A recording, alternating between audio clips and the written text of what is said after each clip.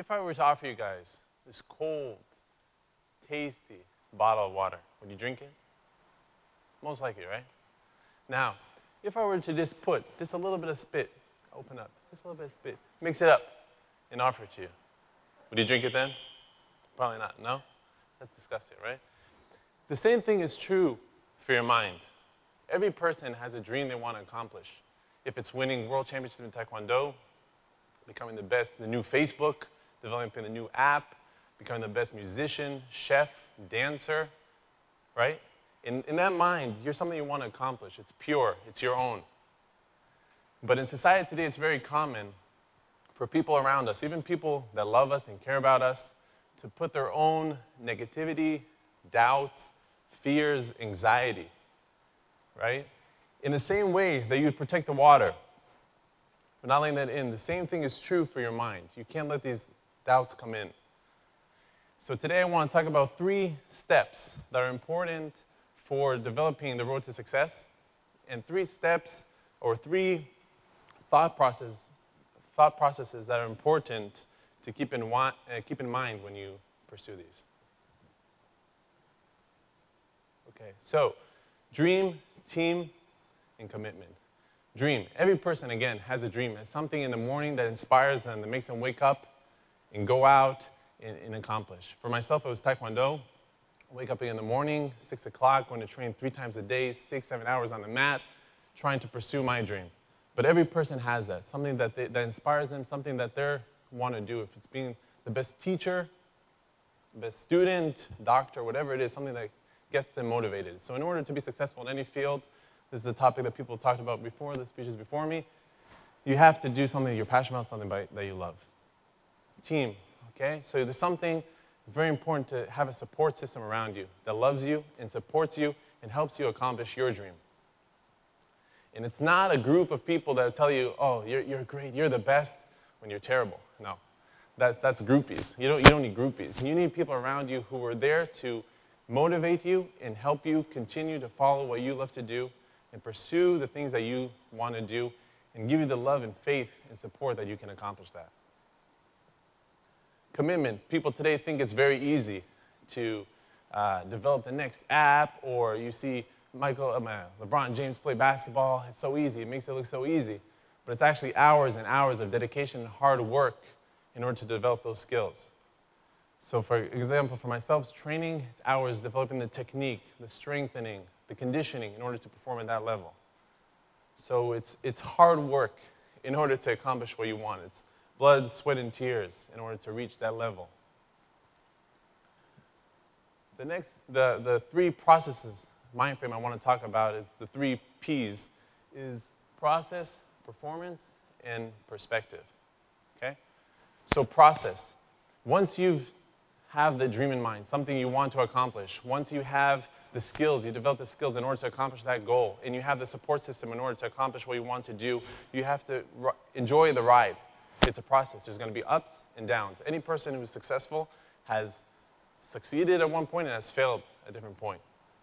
But you got to enjoy the ride. And when you reach the top, the day you won, or you go into an interview and you get that job you wanted, or you want to apply for university and you got into the university you wanted, or whatever goal you set for yourself, you have to look back and you accomplish and you're happy, you feel like you're on top of the world. That's fantastic to enjoy it.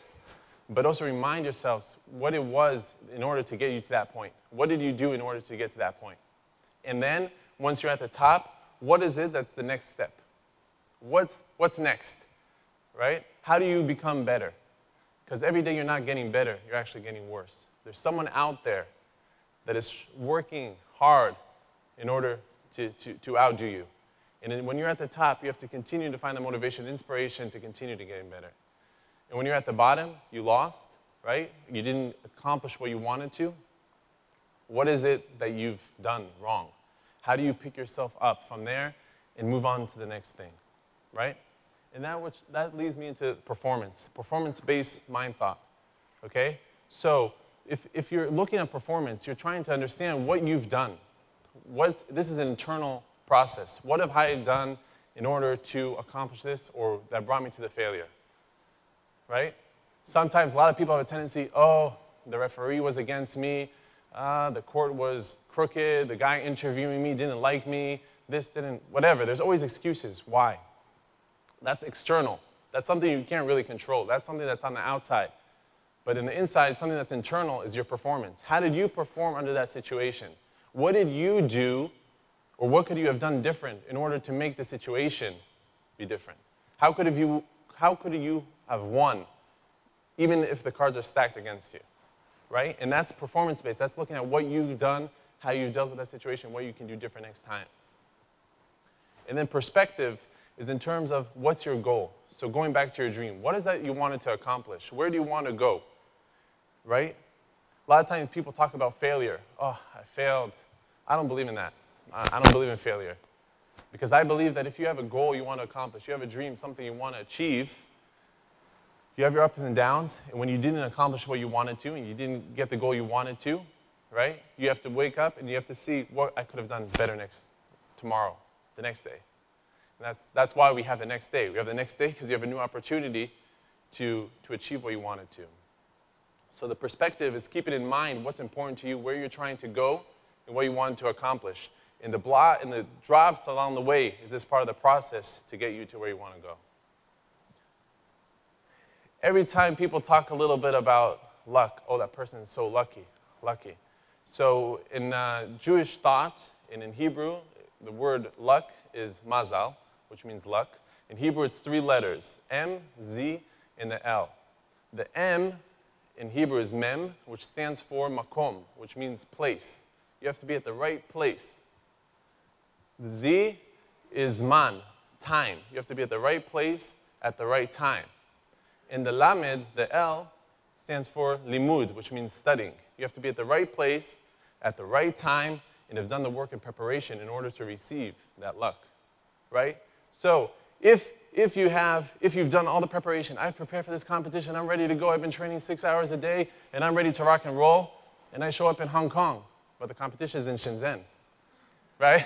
So I don't care how well the preparation you've done, you're not going to win that competition, you're at the wrong place, right?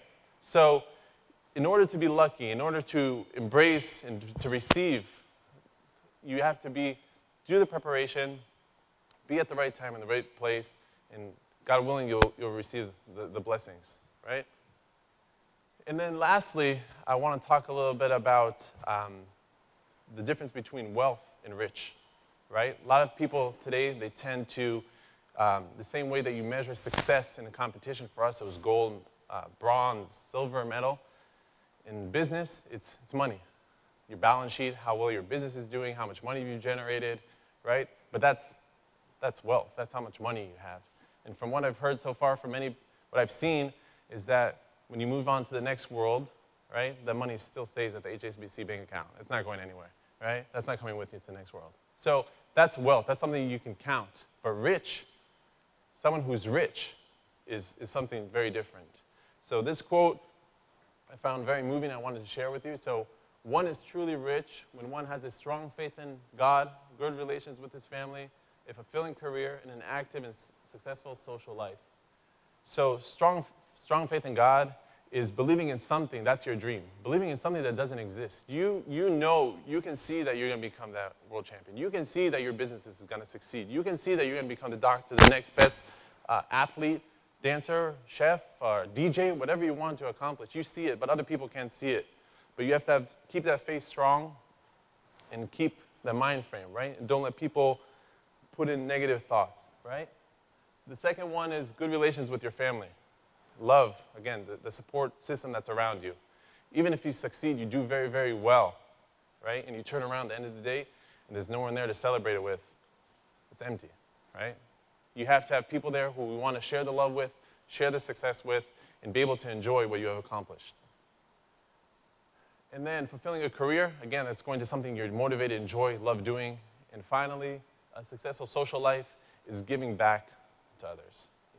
Being creative and making this world a better place. If you succeeded, if something you know, knowledge, wealth, whatever it is, if you can give back to other people, if you can help the people around you be better and make this world a better place, that's rich. There's no price tag you can put on that. So I wish you all, older and younger kids, whatever, to follow your passion enjoy what you do, pursue what you love, and God bless. Thank you.